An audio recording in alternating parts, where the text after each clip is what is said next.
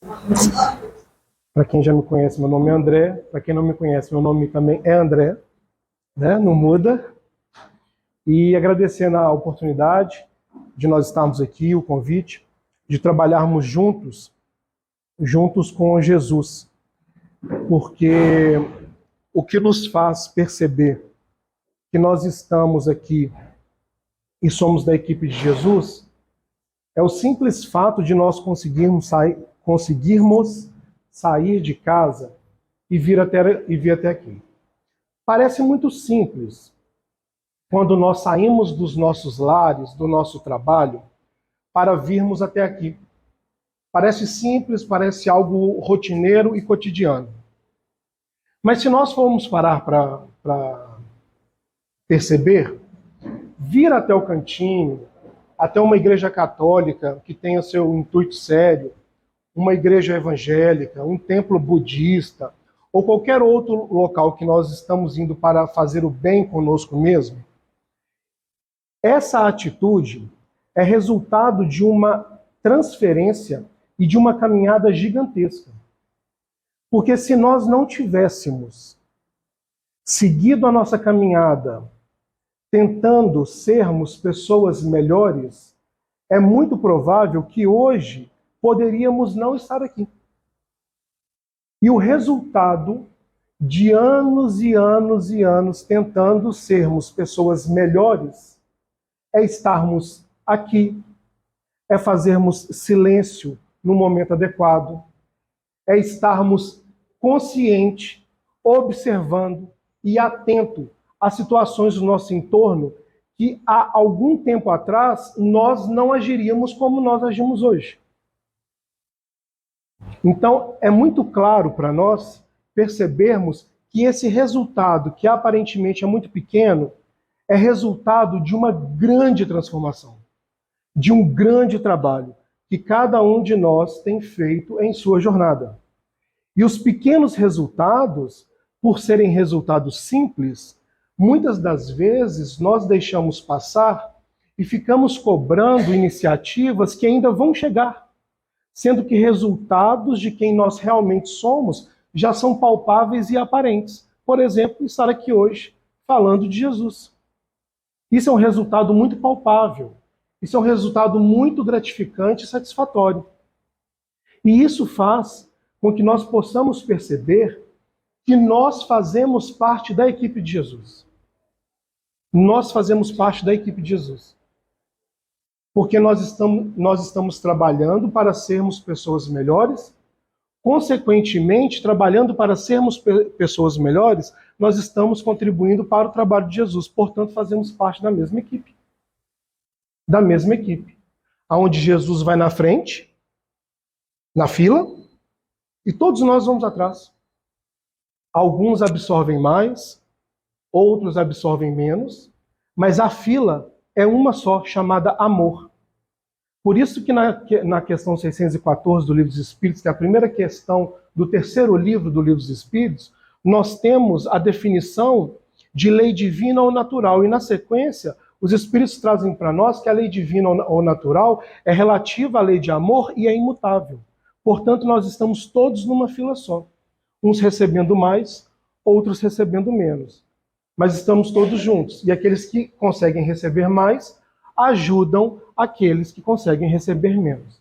Então esse é o resultado de nós estarmos aqui hoje trabalhando em prol do bem desse planeta que a gente tanto almeja no período de regeneração. Ok? Lembrando, como já foi dito no início, o estudo ele é participativo. Mais importante do que concluir o tema, é nós voltarmos para casa confortados com os ensinamentos de Jesus. Porque o tema, a leitura, a teoria, a gente pode ler em casa. A gente pode trabalhar em casa com mais calma, com mais tempo, diariamente, num tempo muito mais profundo, numa ideia muito mais profunda. Mas aqui, aproveitando o conjunto de pessoas, aproveitando o conforto de estarmos aprendendo juntos, ter o conforto dos ensinamentos de Jesus é uma das nossas prioridades. Porque senão nós vamos absorver de forma muito tensa, muito dramática, e isso vai causar algum problema no futuro. Então a gente tem que absorver de forma tranquila, beleza? Foi colocado para mim aqui agora o capítulo 28, vamos trabalhar o 20 e o 21, eu não vou ler tudo porque é relativamente grande para o tempo que a gente tem, mas o subtítulo é Para pedir a força de resistir a uma tentação. Quando a gente fala resistir a uma tentação, nós temos que lembrar uma questão em particular. Resistir às tentações, antes de nós resistirmos às tentações externas, nós primeiro estamos e temos que resistir à tentação interna. A tentação externa, ela só atinge o nosso íntimo se houver uma tentação interna. No livro Ação e Reação, do capítulo 3 até o capítulo 6, para ser mais específico, para a gente entender o todo, mas está no 4, mas é legal ler do 3 até o 6. Nós temos um espírito chamado Leonel. Leonel é um espírito que fez um doutorado numa faculdade do plano espiritual chamado Os Vingadores. Parece filme de X-Men, parece filme de Marvel, mas não é. A faculdade chama Os Vingadores e ele fez um doutorado nessa faculdade que é especializada em obsessão. E quando André Luiz, junto com o guia, vão fazer um trabalho em prol de um rapaz chamado Luiz, quando eles vão fazer um trabalho, o guia do André Luiz chega e fala assim: vamos conhecer o responsável por todo o transtorno na casa, na fazenda, por todo o transtorno espiritual na casa, no lar. O André Luiz fala assim: uai, mas vamos fazer o quê? Nós vamos até ele, Leonel, aprender com ele a respeito do que tem sido feito aqui. André Luiz fala assim: ué, mas aí não, ué. Ele está causando todo esse dano, que já é um dano que vem aí de décadas de geração para geração, vindo do pai, dos irmãos que mataram o pai, derrubaram do barco, e a gente vai até ele pegar informações, e ele fala assim: André, tenha calma. Ele tem muito a nos ensinar. Aí eles começam a conversar com o Leonel sobre a obsessão, sobre o trabalho que ele estava fazendo ali na casa. E eles começam a relatar, e Leonel fala assim: olha, quando nós trabalhamos, e realmente, quem tiver a curiosidade de chegar e ler livro Ação e Reação, tá? Do capítulo 3 até o 6, o Leonel é um espírito de altíssimo gabarito. Porque às vezes a gente pensa nos obsessores como espíritos todos transviados, deformados, não tem nada disso. Cada situação tem uma característica diferente. E o Leonel é um espírito extremamente gabaritado. E quando eles vão até o Leonel, ele começa a dar uma aula. Independente se é ele ou não o causador do problema, ele começa a dar uma aula. Uma aula no quesito obsessão. E o André Luiz fica impressionado. E o Leonel fala assim: André, nós, ditos obsessores, que o Chico gostava de chamar de gênios infelizes, e o Emmanuel também chama de gênios infelizes, ele fala assim: André, nós, os ditos obsessores, muitas das vezes não fazemos muito esforço para obsediar. Ué, mas como que isso funciona? E Leonel começa: nós pegamos uma pequena semente, e introjetamos a sugestão no inconsciente do ser, aonde ele trabalha de forma vendada. Se ele não tiver muito cuidado, essa nossa sugestão no inconsciente começa a alimentar as dificuldades que ele já traz. E essas dificuldades, aceitas pela nossa sugestão, começam a aflorar, saem do inconsciente e vão para o consciente, para o presente. E nós só assistimos. Magnífico. Isso é magnífico. Tem uma piscina lá, 1000 litros. Você tem uma anilina azul na mão, no conta-gotas, na sua diluição mais poderosa. Aí todo dia você vai na piscina e joga uma gotinha assim, ó. Aí no dia seguinte você volta na piscina e faz assim, ó. Daqui a pouquinho a piscina está toda azul. Se alguém não tomar conta de repelir aquele processo de tentação e começar a providenciar questões muito próximas para resolver aquele problema. Se nós deixarmos as gotas serem jogadas na piscina e não fizermos nada, daqui a um mês a piscina está azulzinha. Aí nós vamos perceber, a piscina está azul? Como que essa piscina está azul? O que aconteceu? Aí a gente começa a retroceder, porque a piscina ficou tão azul que foi a única forma que nós percebemos que algo estava de errado. Porque a gota azul estava caindo na piscina durante todo o tempo. Mas nós não permitimos a sensibilidade para percebermos na primeira gota. Quando nós estamos atentos, quando nós estamos em prece, quando nós estamos vigilantes, quando nós não estamos indiferentes, a gente adquire uma capacidade que é de perceber o nosso entorno sempre que formos fazer algo. Sempre. Quando nós estamos com a percepção do nosso entorno extremamente aguçada para facilitar o nosso íntimo, nós percebemos com certa facilidade algumas coisas e conseguimos evitar com que elas aconteçam no início. No início.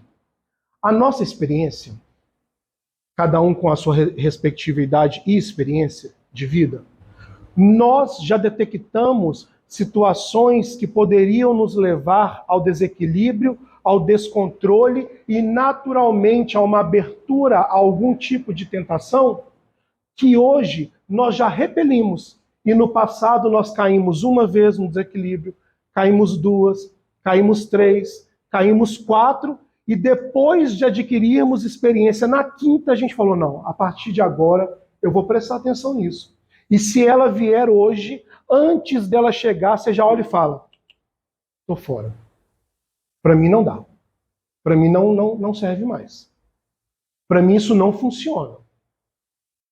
Porque a experiência de vida nos ensinou, através da facilidade ou da tensão, determinadas coisas que a nossa caminhada enquanto espíritos individuais, nós não queremos mais. E o amor, independente da caminhada individual que cada um de nós carregamos, o amor, ele é uma caminhada única para todos nós, mas cada um conquista o amor da forma que o ser em trabalho depende. Eu conquisto o amor e a caminhada perante o equilíbrio junto com Jesus de uma forma, a Jaqueline de outra, a Marília de outra, o João de outro. Mas no final, a individualidade fará o todo e nós vamos nos encontrar na mesma medida do amor. Dr. Bezerra de Menezes não é igual ao Joana de Ângeles. A trajetória de Dr. Bezerra de Menezes é totalmente diferente da de Joana de Ângeles, como uma escritora hispânica, uma estudiosa da filosofia e da astronomia. Dr. Bezerra de Menezes, ele vem da política e da medicina. André Luiz, a trajetória dele é completamente diferente. Emmanuel, a trajetória dele é completamente diferente.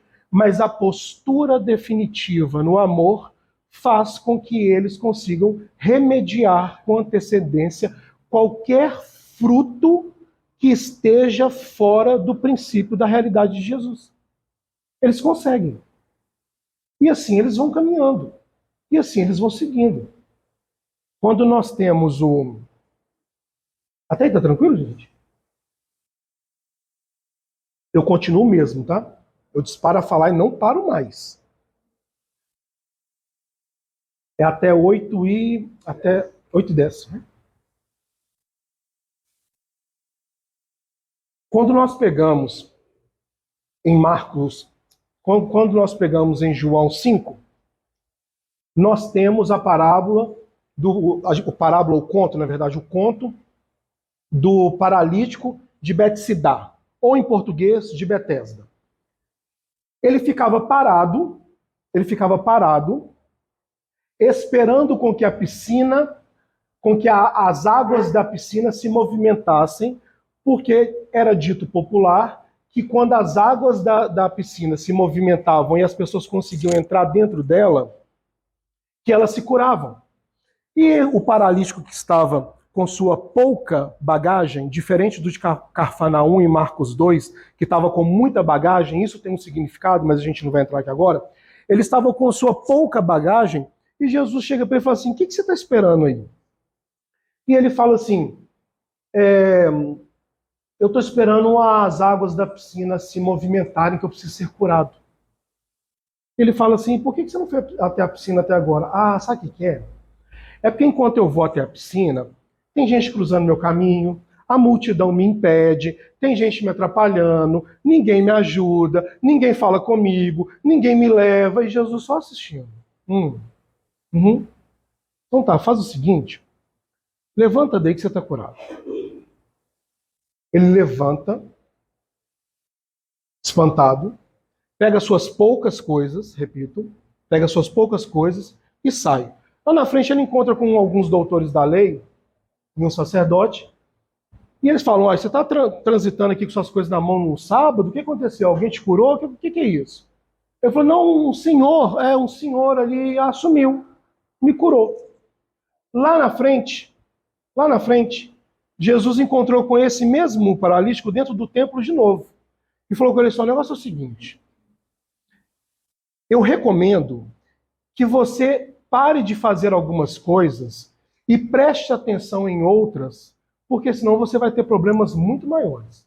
Aí ele pergunta, mas quem é o Senhor? Jesus. Ah, o Senhor é o tal Jesus? Muitas das vezes, a nossa vida, sendo influenciada por algumas questões que nos fazem caminhar também, são provocadas algumas influenciações, algumas tentações íntimas que alimentam as tentações externas. Muitas das vezes, elas são consagradas porque nós não estamos atentos àquilo que Jesus está nos mostrando, está nos ensinando, está nos direcionando para a nossa automelhoria e o aprimoramento natural do nosso entorno. Ah, é um senhor ali. O senhor que é Jesus? Sou. Ah, tá. Aí Jesus precisa vir uma, precisa vir duas, precisa vir três. Quanto mais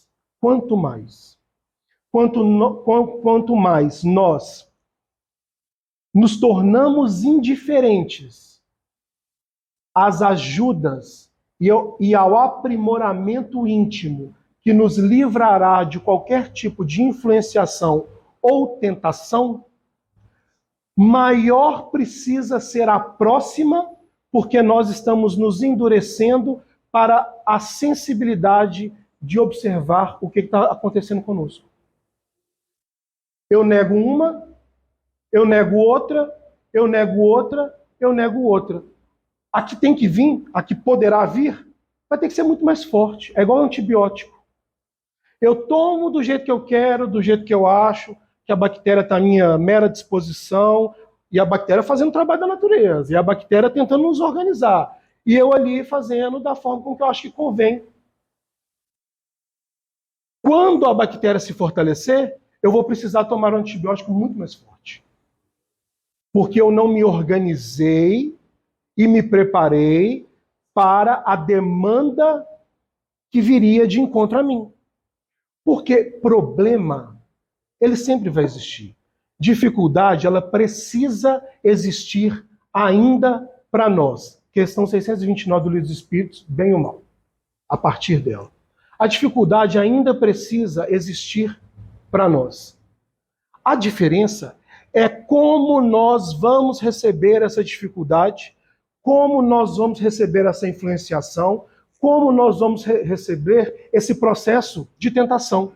Se ele servirá para nós como ferramenta de trabalho, ou se a ferramenta de trabalho que a vida nos colocou vai nos derrubar e nós vamos permitir que ela derrube. O espírito que tentar influenciar um doutor Emmanuel, um doutor Bezerra, Emmanuel ou Jesus, fica lá.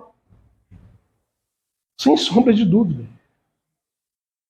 Se quiser tentar Ismael, Eloy, André Luiz, é muito provável André Luiz, num patamar, sendo que a gente não denomina patamares, mas estou pegando pela literatura, se a gente pega, por exemplo, o Ismael, o organizador do Brasil, o espírito que organiza o Brasil, se o espírito tentar criar uma tentação, um desconforto, um desequilíbrio diretamente para Ismael, esse espírito fica.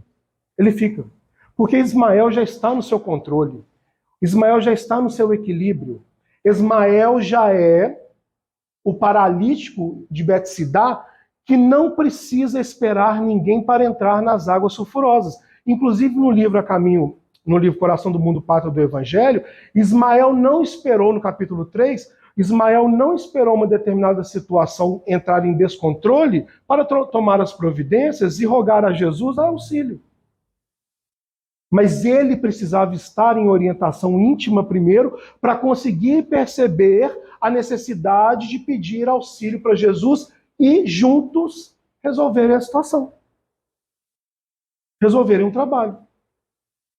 Aqueles espinhos da parábola do semeador em Mateus 13 ou em Marcos 4, aqueles espinhos que ficam sufocando a semente, primeiro ela cai à beira da estrada e ela é recolhida, ela é comida e recolhida, ela não é desperdiçada, tá, gente? Ela é recolhida e comida. E ela vai ser plantada em outro local. Isso é para um outro momento, tá?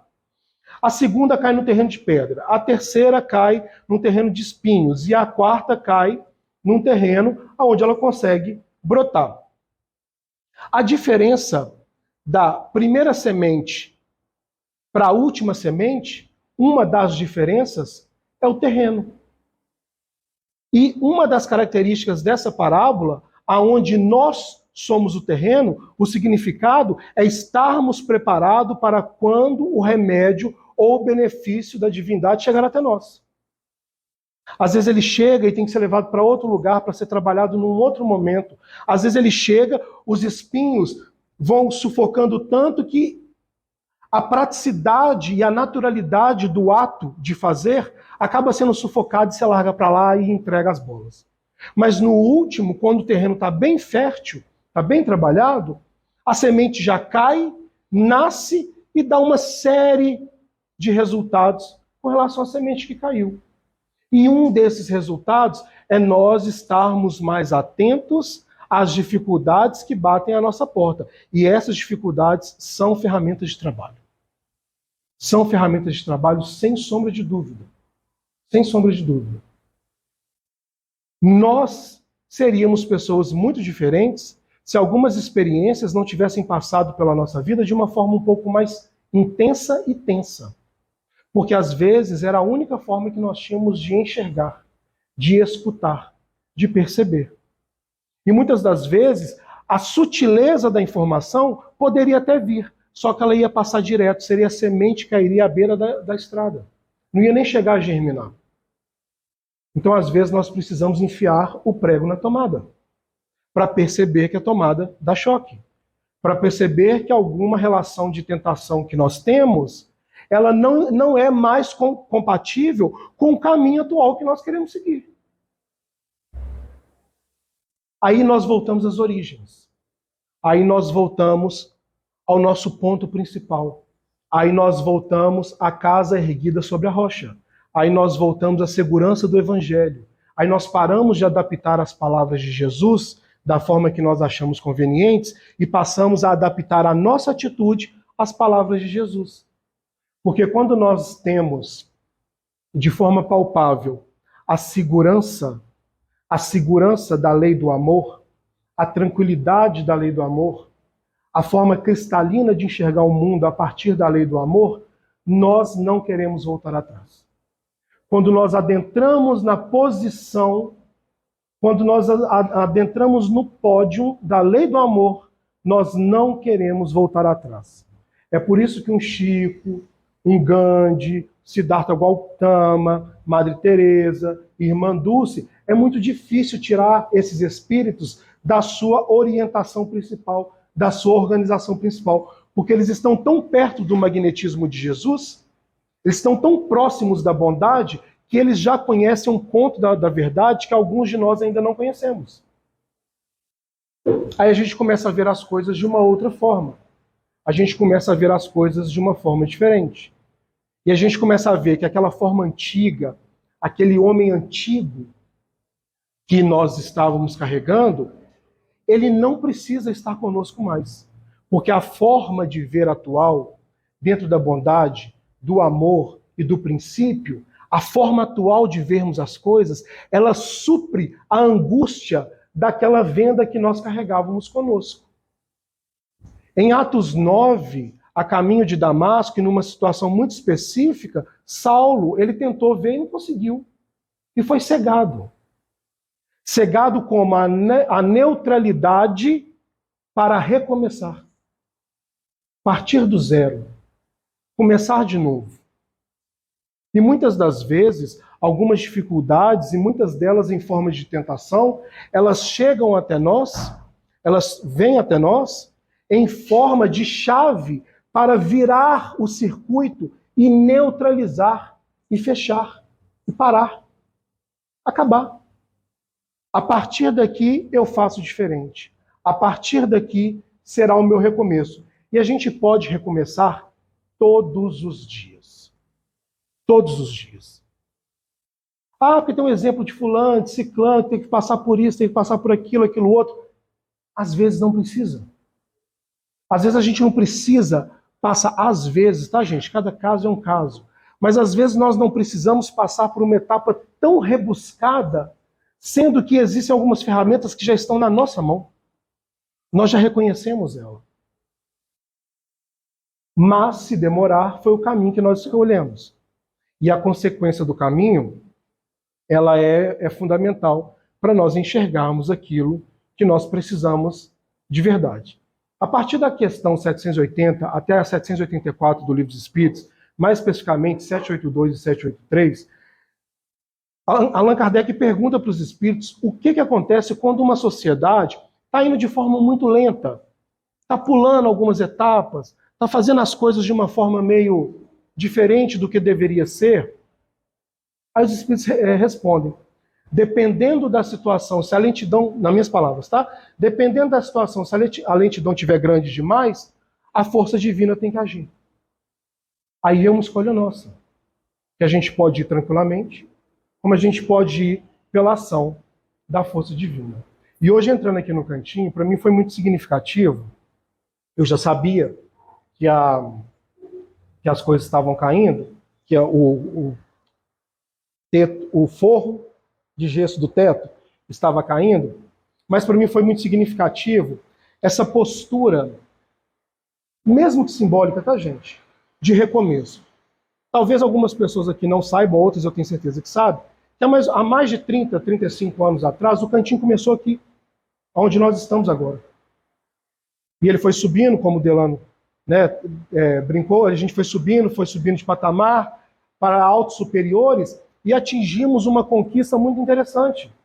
Mas é sempre necessário, quando nós estamos numa conquista superior, voltarmos às nossas bases e às nossas origens para verificar se algo não ficou pelo caminho. Quando nós pegamos o capítulo 17, Sede Perfeitos, do Evangelho segundo o Espiritismo, no item 9, nós temos o subtítulo Inferiores e Superiores. E lá vem escrito assim, os superiores são responsáveis pelos inferiores. Tudo aquilo que nós aprendemos faz parte de uma escola para aqueles que não aprenderam ainda. E quando nós estamos num patamar mais elevado, simbolicamente eu representando aqui pelo ambiente do cantinho, é necessário intimamente nós voltarmos e percebermos da onde nós começamos, como foi a nossa partida, o nosso caminho, o nosso presente e o nosso futuro. E hoje nós estamos exatamente no mesmo lugar onde começou o cantinho, diferente, que era uma grade com uma tela, e em cima era aberto. Então foi muito significativo para mim, independente do tema, ver essa iconografia de nós estarmos aqui. Ok? Caso tenha ficado alguma dúvida, em outro momento, se eu puder esclarecer, se a gente puder trabalhar junto, eu me coloco à disposição. Obrigado pela atenção, pelo carinho E agora a gente convida o Valdir